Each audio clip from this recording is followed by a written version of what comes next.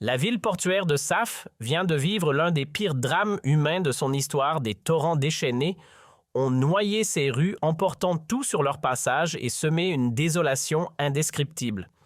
Ce n'est plus une simple catastrophe, c'est un cauchemar éveillé.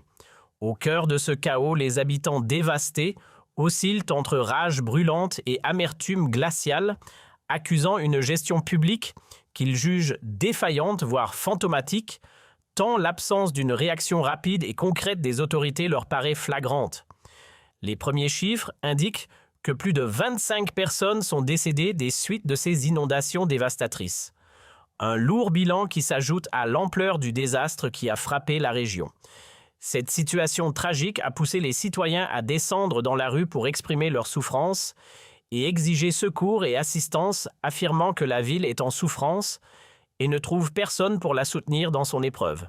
Au milieu de cette tragédie, la question de l'absence de leadership sur la scène se pose avec acuité.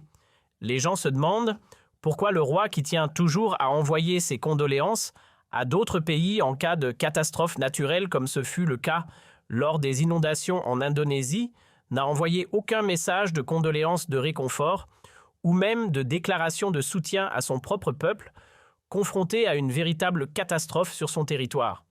Cette contradiction entre les condoléances adressées à l'étranger et le silence face au malheur national suscite de nombreuses interrogations et critiques acerbes dans les milieux populaires. Les gens parlent avec amertume du fait que les priorités semblent inversées.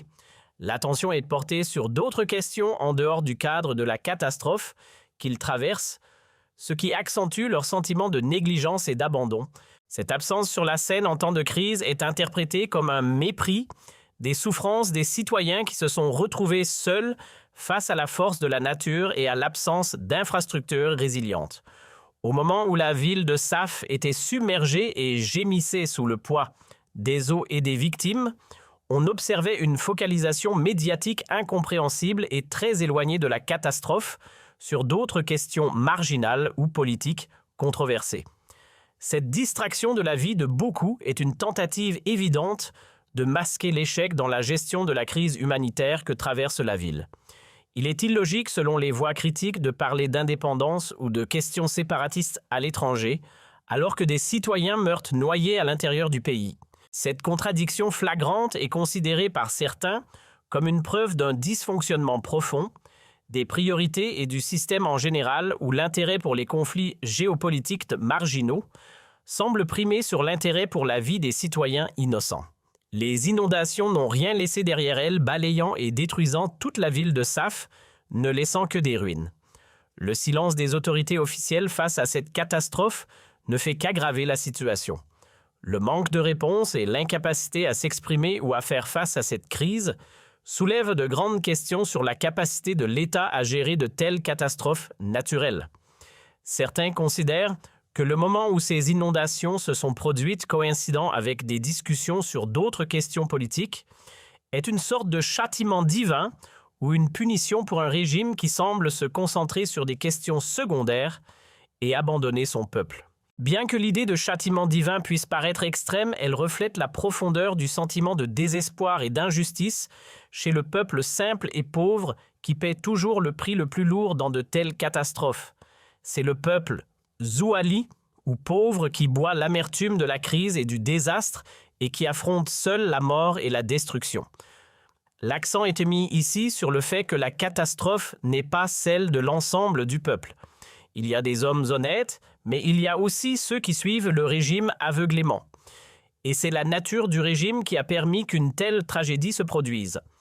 La catastrophe humaine est claire avec au moins 22 décès et l'absence de prévention ou de défense civile a été choquante et déplorable. Il n'y a pas assez de forces auxiliaires ni personne pour soutenir le peuple et l'extirper de cette merde dans laquelle il vit selon le terme utilisé. Des appels sont lancés pour que Dieu soit avec les affligés et les malheureux qui ont vu de leurs propres yeux leur maison détruite et ont dû s'échapper avec difficulté. Les scènes sont déchirantes et les gens sont retirés avec la plus grande peine. Des comparaisons sont faites entre la réponse dans ce pays et celle d'autres pays où certains estiment que, même en cas de catastrophe naturelle, le corps de la défense civile est toujours vigilant et se tient jour et nuit aux côtés du peuple pour le défendre et lui apporter de l'aide. Cela ne fait qu'accroître l'amertume de la comparaison et les citoyens se sentent privés des formes de soutien et de sauvetage les plus élémentaires que l'État devrait fournir. Il y a un rejet catégorique des affirmations selon lesquelles parler de la catastrophe serait une jouissance ou un plaisir face au peuple affecté. Les intervenants affirment qu'ils ne sont pas malades ou mroquines, terme péjoratif pour se réjouir du sort des pauvres et des déshérités qui traversent cette épreuve. Au contraire, ils prient Dieu de soulager ce peuple Zuali, car ils sont conscients que c'est toujours le peuple pauvre qui paie et subit les conséquences des erreurs et des négligences. C'est le peuple pauvre seul qui supporte les conséquences, et les milieux populaires comprennent que les riches et les responsables ne sont pas affectés au même degré. C'est un vrai désastre et les gens demandent à Dieu d'être avec les victimes. La situation à Saf est décrite comme un désastre absolu. L'ironie tragique est l'absence de la presse locale pour couvrir cette catastrophe. Aucun journaliste ne parle des inondations de Saf. En lieu et place, on trouve des pages d'informations locales se concentrant sur d'autres questions comme l'évocation de l'indépendance de certaines entités ou individus confirmant une fois de plus la fuite des responsabilités et l'ignorance du véritable désastre que vit le peuple. Cette couverture sélective et ce détournement d'attention délibéré suscitent l'indignation et la douleur. C'est une absence médiatique suspecte qui vise clairement à ne pas révéler l'ampleur de l'échec et de la négligence dans la gestion de la catastrophe. La presse et les médias ne veulent pas parler de la catastrophe parce qu'ils craignent que les Algériens se réjouissent de notre malheur. Mais cette affirmation est fermement réfutée car le problème n'est pas la jouissance, mais un problème de système et de défauts structurels. Il est réaffirmé que le problème est avec le régime et non avec le peuple. Les tentatives de détourner l'attention vers des questions étrangères telles que faire pression sur l'Algérie ou parler de mouvements séparatistes ne sont que des tentatives désespérées d'échapper à la réalité douloureuse à Saf et à l'ampleur des destructions et des victimes résultant des inondations. Ces tentatives sont dépeintes comme vouées à l'échec. La situation à Saf est un signal d'alarme qui révèle la profondeur de la crise sociale, structurelle et politique du pays.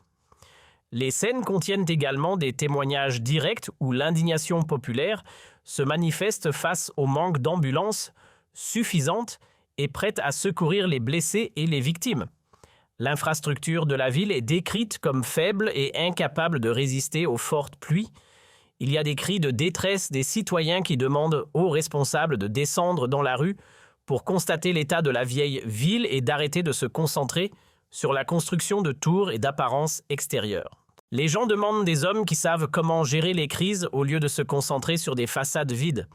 L'un des témoignages décrit la situation comme une honte humaine et exhorte les responsables à faire du bon travail sur mission.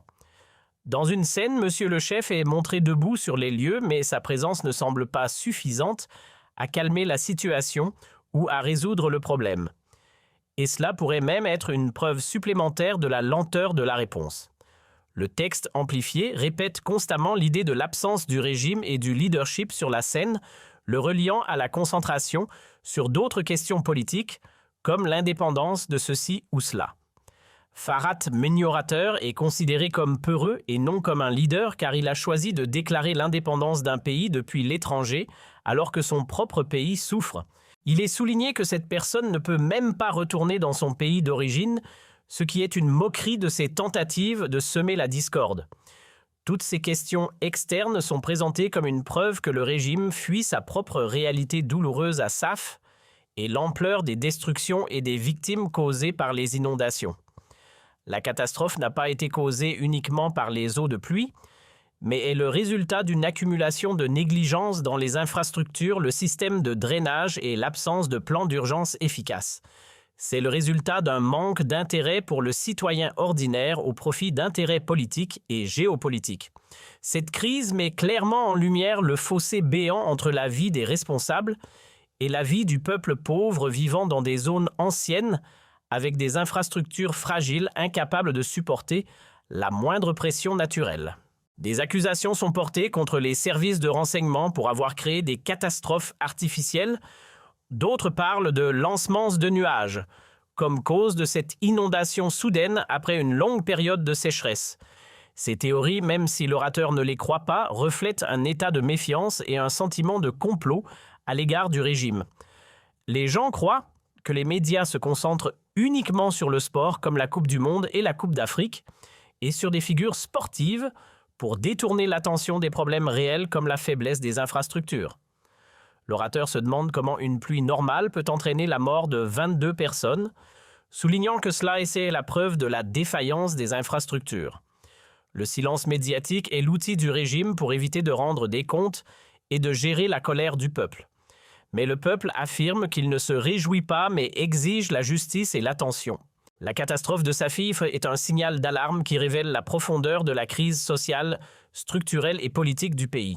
Les scènes contiennent également des témoignages directs où l'indignation populaire se manifeste face au manque d'ambulances. L'absence d'ambulances suffisantes et prêtes à secourir les blessés et les victimes est dénoncée. L'infrastructure de la ville est décrite comme faible et incapable de résister aux fortes pluies. Il y a des cris de détresse des citoyens qui demandent aux responsables de descendre dans la rue pour constater l'état de la vieille ville et d'arrêter de se concentrer sur la construction de tours et d'apparences extérieures. Les gens demandent des hommes qui savent comment gérer les crises au lieu de se concentrer sur des façades vides.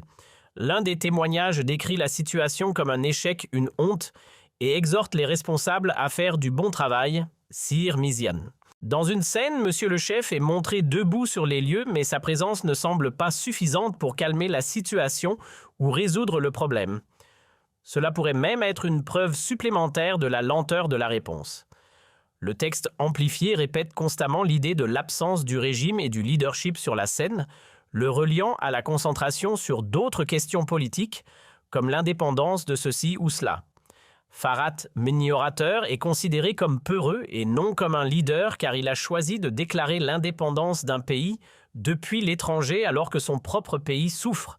Il est souligné que cette personne ne peut même pas retourner dans son pays d'origine, ce qui est une moquerie de ses tentatives de semer la discorde. Les questions externes sont présentées comme une preuve que le régime fuit sa propre réalité douloureuse, celle de sa fille, et l'ampleur des destructions. Cette tragédie agit comme un révélateur brutal et implacable des fractures profondes et des défaillances systémiques qui minent la confiance entre le peuple et ses institutions. L'eau boueuse qui a submergé les quartiers et emporté les vies a simultanément mis à nu la fragilité des infrastructures, l'obsolescence criante des systèmes de prévention des risques et plus grave encore, une déconnexion troublante entre l'appareil étatique et la souffrance concrète des citoyens les plus vulnérables. Le silence assourdissant des plus hautes sphères du pouvoir notamment, face à l'absence de condoléances ou de gestes de solidarité directe, contraste de manière insoutenable avec la promptitude habituelle à adresser des messages de réconfort à des nations étrangères. Ce paradoxe soulève des questions fondamentales sur les priorités réelles du régime.